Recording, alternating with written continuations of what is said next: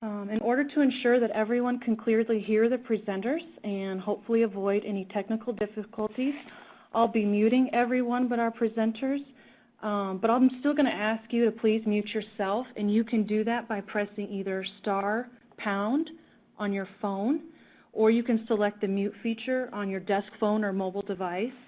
I'd really appreciate it. Again, we ask that you please share your questions, comments, reflections in the Q&A pod, which when I change screens here, will be in the lower left-hand corner. Once the presentations are complete, either myself or David will help field those questions. If we don't get to your question for some reason, we'll be sure to get it answered and shared with the whole group after. Again, we'll share the recording and the closed captioning transcript and all the presentation materials after. And the presentations will also be available at the end of the webinar in what's called the file pod. And this will be in the lower left-hand corner at the end of the webinar, and we'll draw your attention to that again. So thanks again for joining us, and I'm going to hand it over to David to introduce our speakers. Thank you, Jessica. This is David Mitchell. I'm the administrator with the Iowa Vocational Rehabilitation Services Program. And on behalf of the Employment First Leadership Team and the Iowa Coalition of Integrated Employment and the Disability Employment Initiative, we're really excited to kick off our 2015 Community of Practice calls. These calls are really being sponsored through the Office of Disability and Employment Policy. ODEP is part of the National Department of Labor, and through some technical assistance that we've received through ODEP, we're able to do these community of practice calls. Our goal for this, the next really 8 months, is to share information to help everyone move employment strategies for individuals with disabilities forward. And we have a number of presentations that we hope will be able to do that. We'll share a little bit more about that at the end of the meeting. As Jess said, we really encourage you to send in questions. If we can't get those answered today, we'll make sure we integrate those into future sessions, as well as if you have ideas of other topics that you'd like to see addressed. We really want to hear from that, because we have an opportunity to build that into our last Community of Practice call to really address specific issues that the field identifies. With that, though, with the Employment First objectives here in Iowa for this year, we really have 3 specific goals, and one relates to provider transformation. We have a number of providers that are working through the Iowa Association of Community Providers who are getting some technical assistance through Tom Wilds and Ginny Sassnet, who are subject matter experts from out east. They'll be helping us in Iowa look at strategies to move community employment forward. Our second goal was related to sharing information through the community of practice calls. And then we also have a third goal where we have some state agencies working in a special community of practice where we're looking at rural definitions and Medicaid waiver rates and cost structuring that'll help, again, Iowa move forward. And then through the Iowa Coalition, we're addressing some things with transition and family parent coalition groups. And with the Disability Employment Initiative, we're looking at the one-stop areas and how we can improve collaboration. So there really are a number of things going on that we're really excited about. But to kick us all off, today's topic is implementation of discovery and person-centered planning and how that's used to influence employment outcomes. We have 3 great presenters that really represent our community providers that have been involved with our pilot projects from the get-go. Leading us off will be Kelly Kratz. Kelly's with the North Iowa Vocational Center out of Mason City. So Kelly, we'll turn it over to you. Perfect. Good afternoon, everyone. So we were asked to talk about discovery and customized employment and how we do that within our agency. And we were one of the pilot projects to start this process. So we've learned that through discovery, we can get better employment outcomes. And that's really just by learning how to deal with work with the customer from the beginning and knowing them differently than just having employment-related conversations. So we've really found out that we really try to help see them in a variety of environments and beyond the typical job setting. So like, for instance, a lot of people say, oh, we would love to work at Walmart as a greeter because that's what we feel like they think that they know. But there's a lot of other jobs out there within those businesses that people don't realize. And so discovery is a great way to get to know them and get to know them outside of just the employment realm. And so some of the things that we've learned is just observing them in their own home environment, which is just simply like, how is the room decorated? So that could mean, do they have a sports theme? Is there a certain color that they like? Just those type of things, just by looking at somebody's environment, can tell you a lot. We also try to look at like collections. Do they collect certain things? Like, do they collect ceramic figurines, or are they a big sports fan? Those are things that really tell us about the person. Also, we try to figure out what a typical day looks like. So if today was Tuesday, what do you do on a Tuesday from the time you get up to the time that you go home in the evening? What does that day look like? Also, maybe observing them in their day to try to figure out, like, do they get up on their own? Do they get up by an alarm clock, or does staff have to help them with some of those kind of things? And that really kind of tells you some decision-making on how independent or dependent they are on staff. We also ask to figure out, what are they responsible for, meaning what chores do they do in their daily day to get them through the day. And we also ask, like, how about their neighbors? Do they have any neighbors that they're really close with? And a lot of times we use that to try to figure out who else that we can connect with that might know the person. So that's helpful for us. The other thing is, so in the community, we just try to do community observations, meaning where do they shop? Where do they go out to eat? And that's helpful in learning.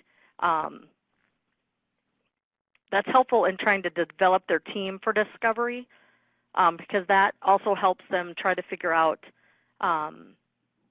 things that they have interest in, things where they like to go out to eat. And hopefully what we try to do then is figure out if that's something that they do often, then maybe those are people that we can connect with to have some maybe future job shadows or something like that. We also try to figure out what clubs or organizations and churches they're involved in. I know we've had some staff that observed people in like a church group or a church choir, a book club, gardening club, and really that's just to, again, check them in a different environment. We all feel like people have different behaviors and act differently when they're around certain people and around people that they're close with, so that's what we try to help them do. We also try to figure out what their hobbies and interests are, so that will be helpful in knowing what things they like to do that they don't get paid for. And so that's helpful in figuring out how to develop a team. We also try to figure out what don't they like, because that's also, for us, that helps us figure out that would be some employment opportunities that we know that they would not like to do. So if the participant doesn't get out much, we try to figure out, like, if there's a hobby that you could do, what would that be? And we try to set that up with that person in the community to go out to that interest and observe them in that environment that they like to do. For natural supports, we try to talk to and interview those close to the participant. We also try to make sure that we don't always just interview the people that are paid to be their support staff, because you really do get a different perspective from people who are paid versus people who are not paid to be with that person. We also want to make sure that the people on the team are all for employment for this person. We find that if you get a negative person around the team that doesn't feel like employment's the right fit for them, then it's really hard for the person and for the team to move forward. with them in trying to figure out what's the next best step for that person. What skills and abilities do they have for the participant having? Really, that's trying to figure out what they like and don't like. We also do a lot of volunteering in the community-based to try to figure out, like, can they follow a work schedule? Can they not follow a work schedule? We also then try to utilize them as natural supports and try to use their connections in the community to get them paid employment. And so that's for the community connections. That's what we really try to do, is have them do some volunteering to try to help with some of that connections. For customized employment, what we really talk about there is more of a personalized employment relationship between the job candidate and the employer in a way that meets both the needs. So that is also where we want to make sure the whole team's on board for them being in community employment, as well as the family. We all know that we have some people who've been in our sheltered workshops for a long time, and if the parents are not involved or on board, or the guardians, that really kind of puts a stumbling block for us. So we try to make sure that they're on board from the beginning and have them go through this process with us. It makes the process go by a lot easier.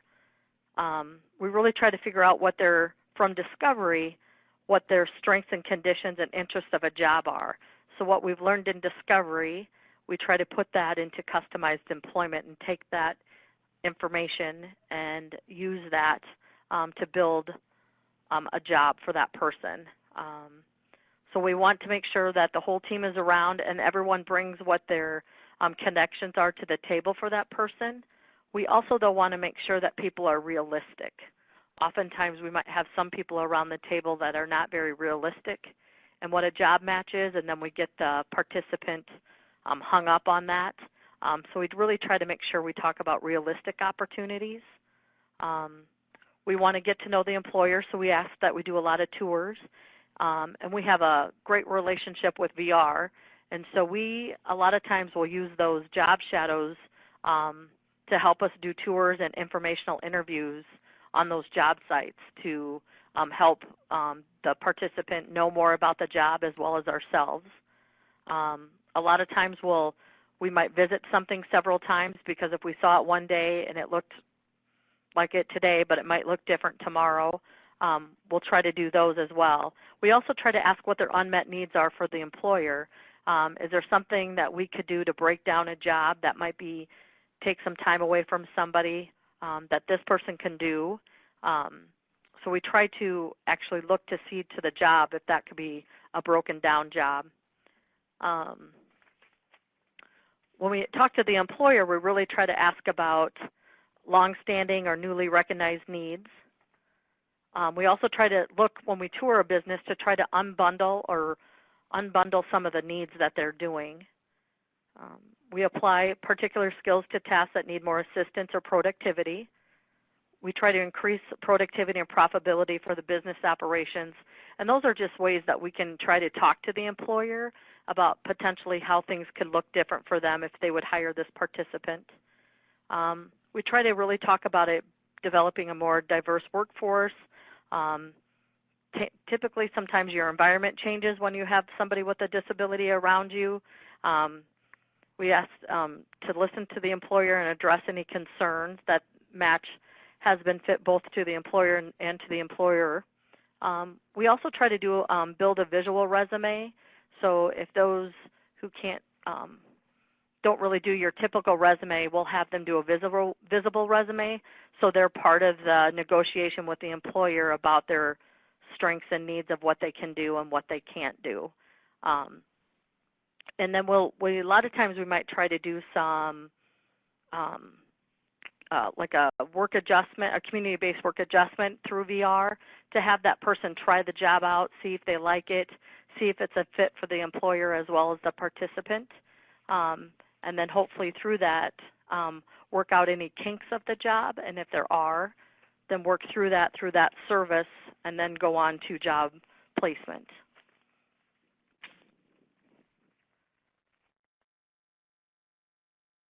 Are there any questions?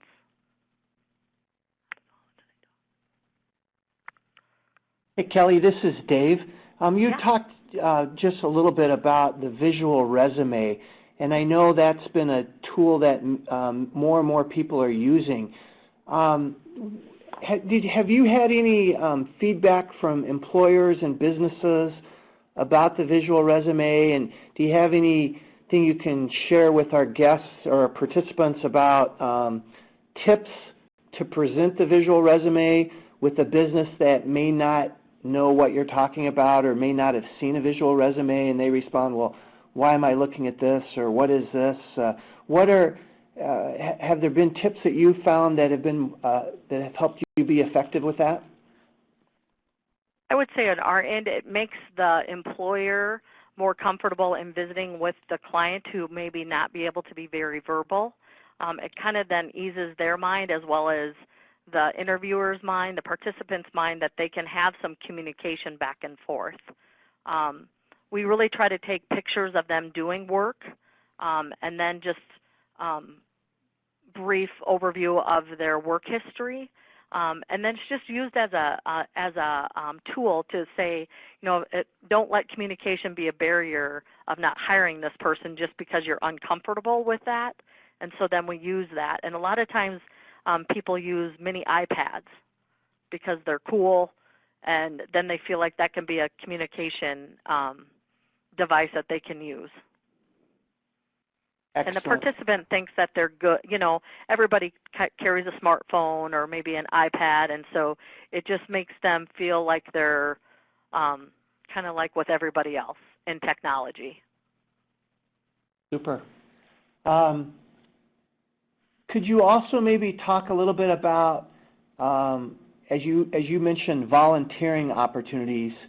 Are there different funding mechanisms for volunteering opportunities, or how does that work with your organization as you talk about volunteering in the community? Yeah, currently at this time, we just try to use braided funding as much as possible.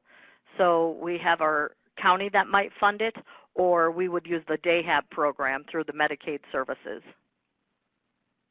Excellent. And that's a good foreshadowing of a topic we'll have later on in a couple of months about the use of waiver funding and DAHAB programming and how that can help some community employment. So that's a little bit about what North Iowa Vocational Center is doing. Kelly, thank you very much. Our next speaker is Ashlea Lantz. Ashlea is the employment coordinator for Candeo, which is a community employment provider in central Iowa, and she's based out of Johnston, Iowa. So Ashlea, we'll turn it over. Okay, great. Thank you, David. As many of you know, Candeo participated, similar to NIVC, as one of the 6 pilot projects in 2012 where we received technical assistance and customized employment. And really the impact continues to ripple through our organization. And as a result of our involvement in the project, we've really looked at our own training procedures. It's really complemented our philosophy that everyone can work and everyone can contribute, but really has given us more concrete tools for observations and for taking that information and interpreting it and enhancing it and looking at how does this person's contributions really tie in to the workplace. So today, since we were asked to share a bit more about discovery, you may hear a lot of similarities through Kelly and I's presentation, but I think it's important to hear those components. Is discovery is not something that's meant to be shortened or to rush through. When we first began talking about customized employment and discovery, we really use the terms interchangeably, but they're separate items. And it kind of took at least me a little bit to realize discovery plus job development equals customized employment. So customized employment is your end goal, and we oftentimes know that individuals who would struggle with competing with a job description particularly benefit from customized employment that highlights their contributions. But discovery is really the assessment and the tool to getting to know that person at their best so that we can then translate that into job development and also use the process of discovery for connecting with employers and getting to know who this person is at their best. So discovery always presumes employment, that the job seeker is ready for employment at this moment, and that really it's our role to be creative in processing that. So, and Jess and I lost the PowerPoint, so I'm just going to continue talking, and hopefully you can continue to process my slides. So No problem. discovery often begins with the home visit. So that's looking at their neighborhood, spending time with that individual in their home. Just as Kelly had mentioned, when you're visiting with someone at their home, that's oftentimes your first visit. And it's where you're listening you're listening the majority of the time. The family and the individual is sharing anything and everything about who they are. For example, I had the opportunity to get to know a job seeker, and he really wanted to show me his setup for the PlayStation, and he had this very technical, like, driving game that he really wanted to show me, and it had like this big chair. And so traditionally we think, okay, well, that has nothing to do with employment, but it's the process of what can I learn about this person in the most comfortable environment. So I said, yeah, I would love to see how this works. And he meticulously pulled out this massive driving chair from this tiny corner in his house. And then he took all of these cords out, set up this system, turned on the big projector that needed a few minutes to warm up, and he knew that process so well, which immediately told me this individual has some really great memorization skills. He's also not afraid of technology, and he has some great maneuvering skills where he didn't bump a piece of furniture or the wall when he was getting this big chair out. So really you get to know someone very well just by supporting them and really looking at who they are in their own environment. So the interview really gives you a bigger picture of who this person is, their contributions, environments that highlight this person at their best. And then that leads you to identify what might be different job shadowing experiences. Who are people that know this person at their best? So it's the home visit. When you listen to all the information that that person has to share, you're going to be able to pull out who are other people in this person's life. Is it siblings? Is it a teacher? Is it close family, friends? And ask for the opportunity to interview those individuals as well, because that continues to give you a bigger picture of who this person is. Then during those conversations, you say, hey, who might else know Joe that I could talk to, or what businesses might you see Joe really being successful in? And hey, do you happen to know anybody in that type of industry?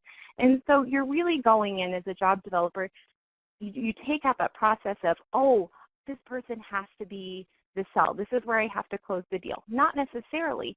You're just learning about the environment, learning about the employer, but also really figuring out if that would be a good fit. So it's taking out that notion of, oh, I have to make this the end-all be-all job for Joe. No, not necessarily. You're just in the learning process. Also, during this process of discovery, don't forget to braid in benefits planning. And remember that discovery always presumes employment. Again, it's here and now and ready, and discovery is really the assessment component, not necessarily assessments within discovery, but discovery is the assessment component, but in a different frame of mind than typically of what we've seen. So the flow, discovery is like peeling an onion. Your role as an employment specialist is really to peel back the layers of who this person is. It's not judging a book by its cover. And so discovery starts with meeting the job seeker. Again, having that conversation. Another example, if you're sitting down with the family and they're talking about how Joe sings the national anthem every single high school game, you may say, okay, well, I really want to go see that. But it's not because Joe's singing. You want to get there. What time does Joe get there? Does he have rituals that he performs before then? Does he, is he really meticulous about things that he sets up, the perfect foods? It's really, again, looking at who is this person at their best. and it's looking at environments where it really highlights who that individual is.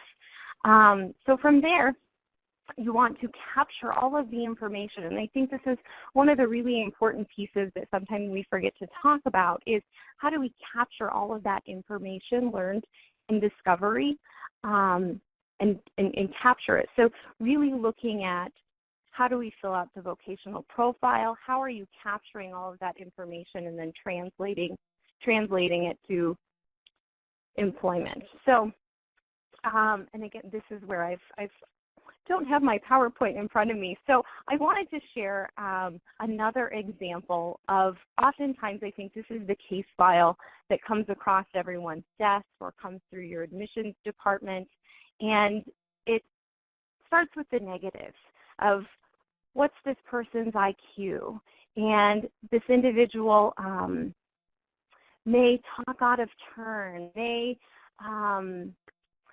have really difficult time staying on focus, maybe doesn't do well in formal environments. And the flip side of what discovery looks at is this person isn't highlighted at their best in formal test-taking settings. This individual is chatty, has the ability to connect with others, and to really not have any fear in meeting new people. So it's really looking at who is this person at their best, and they absolutely can contribute. And the example that I give with all of those, what I would identify as negative things, are all things that I've heard people say about my sister. And now she owns her own coffee shop in the community on Main Street in Independence and has for the last 5 years. And it's the process of discovery that really highlighted who M is at her best. And this past summer, we had the opportunity, her invitation to see the signing of WIOA, and I had the opportunity to attend that with her. So again, it was because of her contributions, what she brings to the table. And if we look at only a person on paper and we only look at those negative things, we allow that to get in the way of constantly presuming that this person is employable. So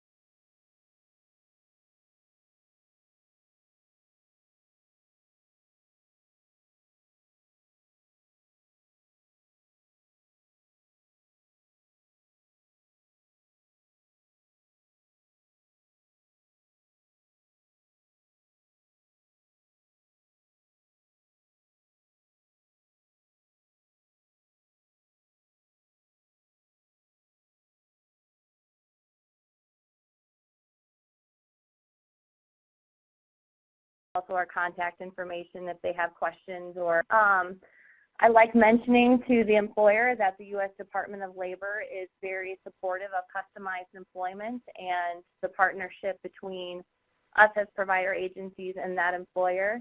I like to just start with the employer and just kind of target their needs. So we examine their workplace needs through really simple questions. Like, one of my favorite things to ask them is just what at the end of the day isn't getting done? What do managers get for complaints about certain tasks? And what if your staff had an extra hour at the end of the day? What more could they get done?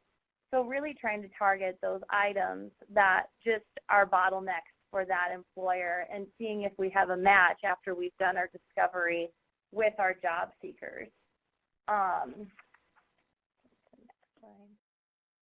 So when we look at some of the information I pulled from the Iowa Workforce Development, and something that I've got from conversations with many employers, is the demand is really for those middle-skilled laborers.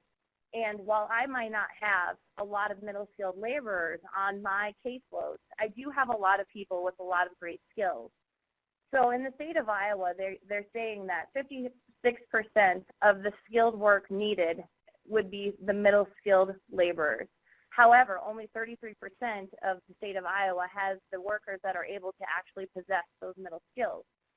So what we try to do then is look at the skills that are part of the job description for that middle skilled worker, analyze that and break that down to pull out customized positions that can be done by a lower skilled worker, obviously increasing the bottom line for the employer and just really helping them with their unmet hiring needs of that middle skilled work.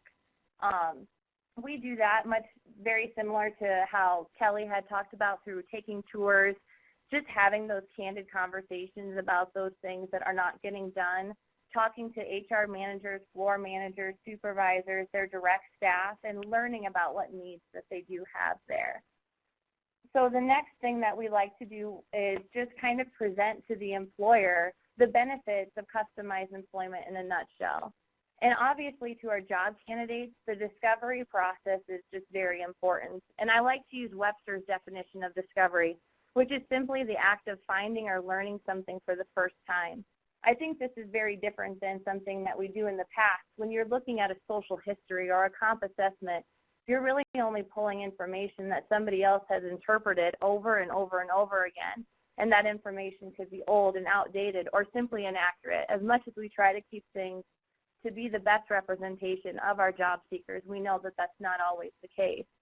We like to use our discoveries to get those authentic observations where we can really get to know somebody and learn what skills they have, what interests they have, their hobbies, just everything that we can get to increase the information that we know on them to be beneficial when it comes to matching the job skills with an employer's unmet needs. So what we like to do is I like to share this with the employers so that they can see the benefits in black and white. So this is part of the slides, like I said, and then I also included on the handout. And we really just like to show them that we're there for the employer as well as the job candidate. We've done our work. We know what skills they have. We're not going to oversell and underdeliver. We want to make sure that what we're saying we can do, our job seekers can do, they are actually going to be able to get done. We will know this for sure because we've done the discovery process to identify those skills and make that match with that employer. One of the things that we really like to do is just look at the roles and kind of customize roles that make sense for our job seeker as well as the need of that employer. So bottom line is we just get that from having those conversations and looking at those things that aren't getting done.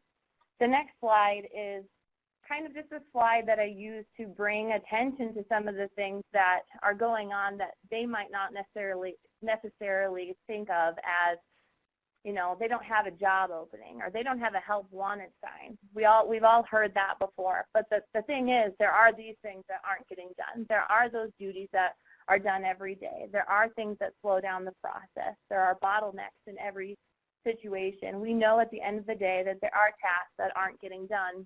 And we might not have a place, obviously, with every employer, but we have to at least have that conversation to know whether or not we do. So what this slide does is just kind of brings attention to specific things, and the employer might go, oh, wow, yeah, if I had somebody here just for 3 hours on Wednesdays, because that's the day that we have to do the additional 500 pieces of material, or things like that that they've never thought about posting for a help wanted, but is really a need that they have and creates a problem with their current staff. One of the things that I like to tie in when we're talking to this is how specifically My Choice Employment and Hope Haven can benefit them, kind of our impact of partnering and moving forward. Obviously, they're going to get a match with a diverse, skilled job seeker. We've done that. We've pre-screened them. We've made sure that they're qualified. The other thing we like to do is extend ourselves as a resource, or at least connection to resources.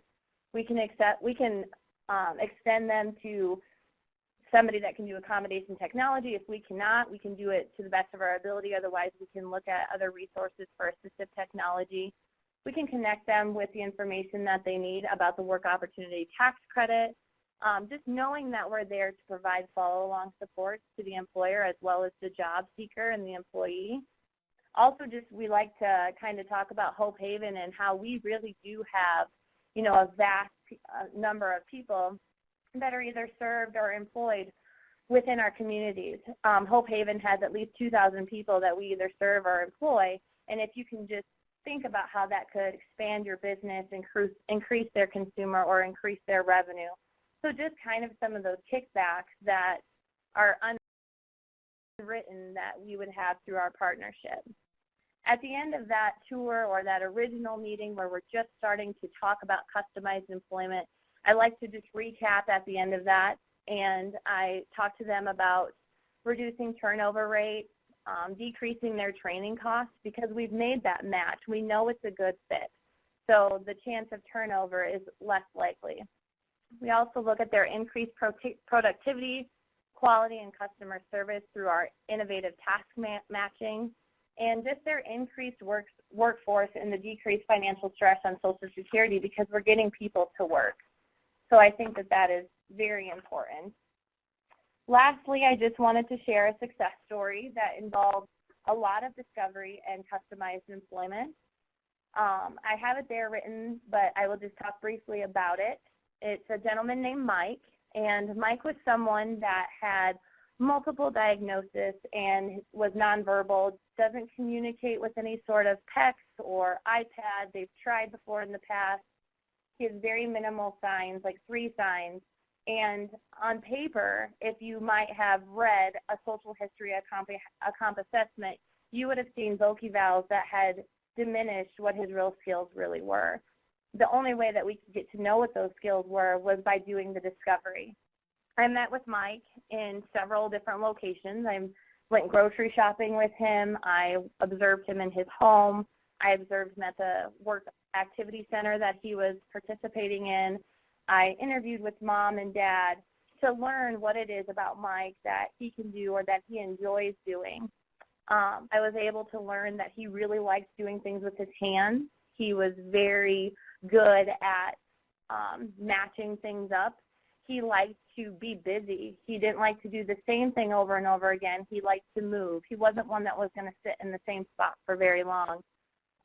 Obviously, my point here being that I wouldn't have got some of the information that I got through my authentic observations of discovery if I had just read a social history or a comprehensive assessment. So from that discovery, I was able to create a list of job skills that exceeded the expectations of him, his mother and his father, and I said he could do all of these things, and they were excited when we framed it in that light. And then what I was able to do was actually, I had come across something kind of not planned at all, but I was at a church, and there was this poor gal that was running from pew to pew doing something, and I didn't know what it was. And I had asked, and I said, what is that poor woman doing? Because she is just always like going as fast as she can go. And the church secretary had told me that it was just a volunteer, and she only had 45 minutes or an hour on her lunchtime that she would come and sharpen pencils and fill the pews with the envelopes and the prayer cards and things of that nature. And I said, you know what, I have somebody that can do that, or at least somebody that I think can do that. Can I bring him in here and give it a try? And she was more than open to it. It takes Mike almost 3 hours to do the task, and he is assisted with the job coach, but he does it, and he knows how, and he remembers where his supplies are. And the best thing is that at the end of it, he's smiling, he's happy. He makes sure to give himself a round of applause, much different than the behavior he had in the work activity center of not wanting to do the work that was set in front of him. So that was just a brief example, one that we're proud of with My Choice Employment. That's all I got, David. It's a great story, Toni. Thank you for sharing that. It makes you feel good. Hey, I know in your geographic area, you work with a lot of smaller businesses or rural areas, and as you really emphasize some of the questions that you ask employers and how you kind of get in the door. Have you seen any differences in your approach to the mom and pop shops versus some small businesses versus larger businesses? Do you approach those the same in terms of your networking efforts?